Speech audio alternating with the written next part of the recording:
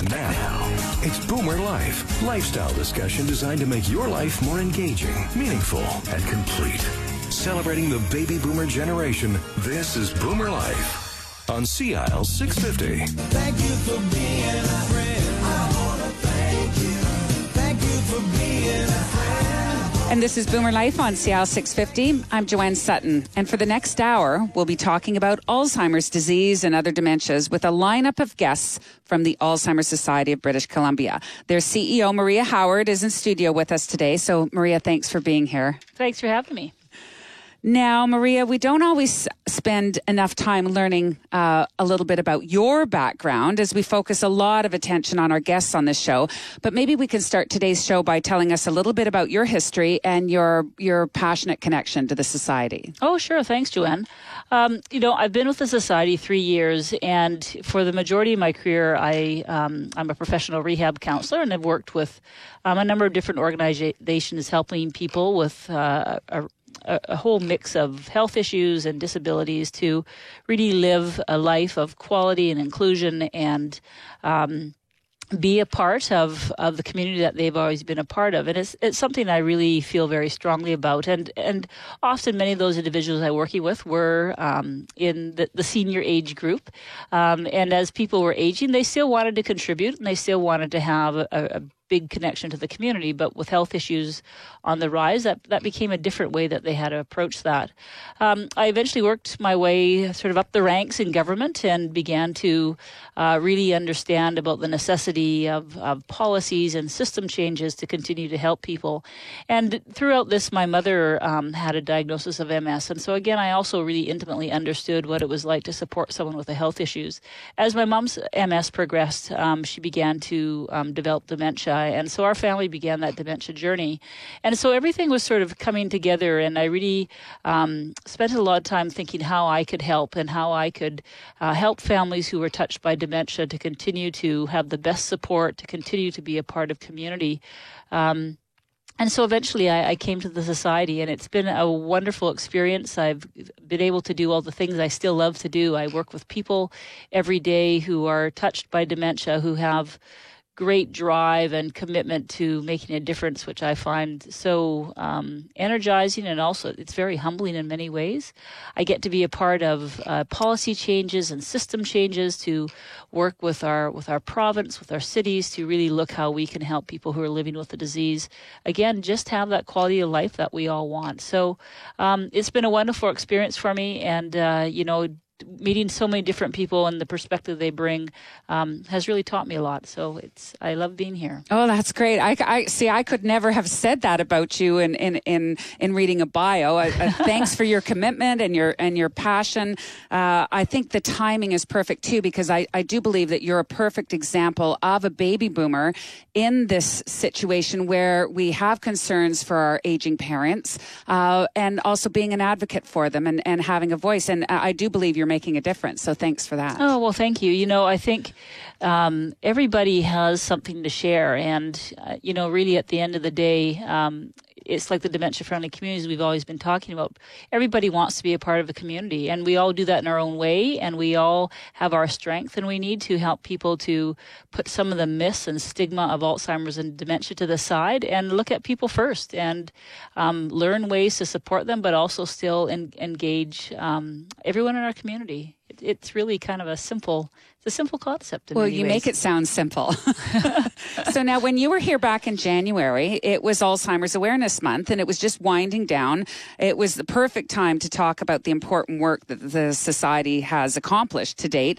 On that show, we spoke with Paul Blanchette from Kamloops, who's a long-time supporter of the Society, and he is a primary caregiver for his wife, Linda, who has Alzheimer's and dementia. And he spoke about their experience of that entire dementia journey that they're on, and actually how the Society has supported them since Linda had received her diagnosis. On that January show, we also spoke with Daryl Plecas. Now, Daryl is the Parliamentary Secretary for the BC Minister of Health for Seniors. And it was a great opportunity to talk about the growth of dementia care, that's on that provincial policy level, and talk about the role that the Society plays in advocating for policy that supports people living with dementia. So it's just, you obviously work closely together with the government. It's so important to work with the government because ultimately the system changes that we need to support people and ensure that families who are living have the necessary supports and services that has to come from within the healthcare system. And so we have to advocate and help the government and the ministries understand the importance of doing this. So we rounded out Alzheimer's Awareness Month in January, speaking with Tanya Mealing and Stephanie Woodward. They are the co-chairs of the Investors Group Walk for Alzheimer's, which is up in the North Shore. Well, it's everywhere, but they were from the North Shore department. They were a lot of fun and dedicated, kind of like the fun and games department of the Society is what I called them.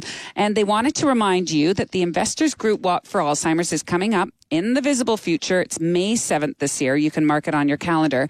And we will be talking a little bit more about that on today's show. So today, we're looking at the theme of partnership and working together to support people with dementia by revisiting dementia-friendly communities and talking about an initiative called Train the Trainer. As well, we'll be learning more about the Investors Group Walk for Alzheimer's, which is the biggest fundraiser for the Society that they do every year.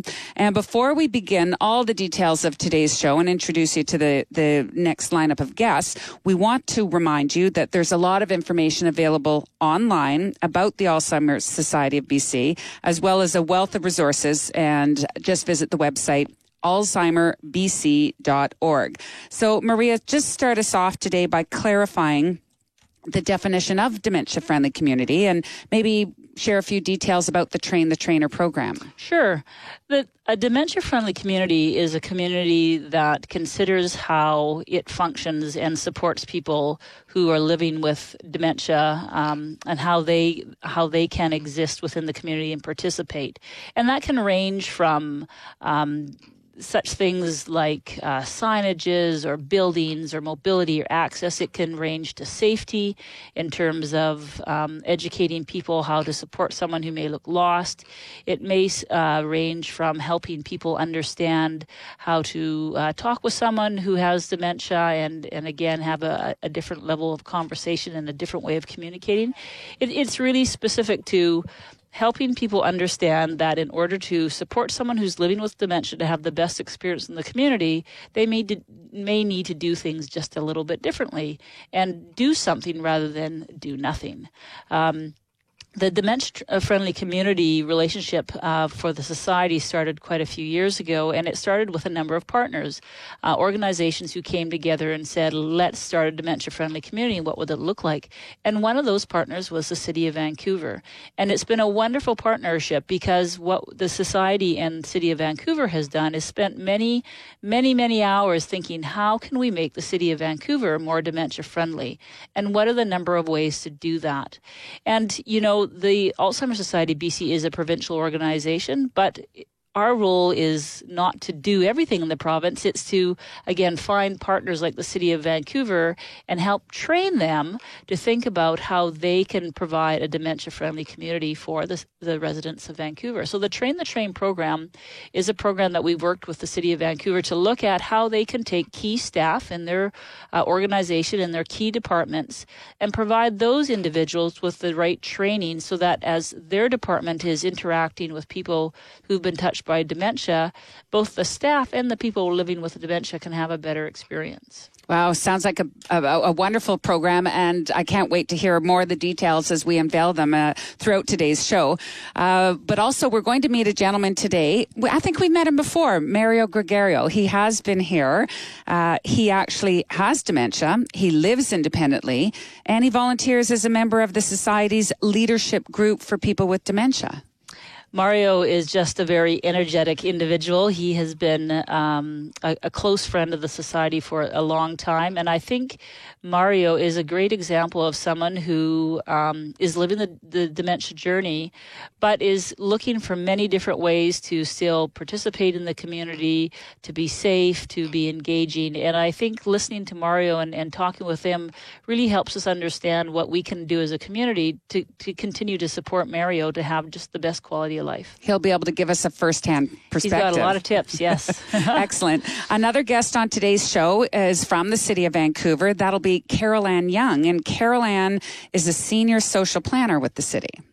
Yeah, and you know, social planning is the perfect place to start within the city to think about, again, the number of initiatives and policy that they set up and how can they take them and adjust them slightly to support all residents in the city, but also those living with dementia. And there's some really neat ideas that actually were started in other areas of the city that can be really easily transformed. So it goes back again to creating a dementia-friendly community doesn't have to be a complicated, multi-layered process. There's some very simple ways to do that. And then we'll also have a chance to meet Monica Wallini. She'll be joining us for our Getting Involved segment of the show. Monica is going to be calling in to talk about the upcoming Investors Group Walk for Alzheimer's, which I mentioned earlier is May 7th this year. May 7th is coming soon. It's hard to believe, but the Alzheimer's Society BC will be hosting its Walk for Alzheimer's, Investors Group Walk for Alzheimer's. We will have over 20 walks around the province, and it's a great way to have the community come out to raise awareness for those living with dementia, but also it's very important to help us raise funds for our society so that we can offer our programs and services throughout the province to those who really need the support to help them as they go along this journey. Speaking of support, we should also mention to our listeners right now, if they ever have any questions about Alzheimer's or dementia, of course they can go and get information from their doctor, but then where do they go from there if they reach out to the society? Well, there's a couple ways. They can certainly come onto our website, the alzheimerbc.org. The website is full of lots of information. We have a number of webinars and teleworkshops people can dial into, but we also have a provincial dementia hotline at 1-800-936-6033, and anybody can call that number during the week, during normal business hours, and speak to a trained staff or volunteer and just ask questions or share their story and get the help. We really want to encourage people to reach out and start the conversation. Don't do this alone. Please make sure you reach out to society so we can help. It's really, it's a tough journey to do on your own. Thanks, Maria. It sounds like we do have a great cast of experts lined up for today's show, and I look forward to all of it, as I hope you do as well. We're going to get Mario on the phone right now and a chance to share his story next. So stay with us on Boomer Life on CIAL 650. Celebrating the baby boomer lifestyle. This is Boomer Life on CIAL 650.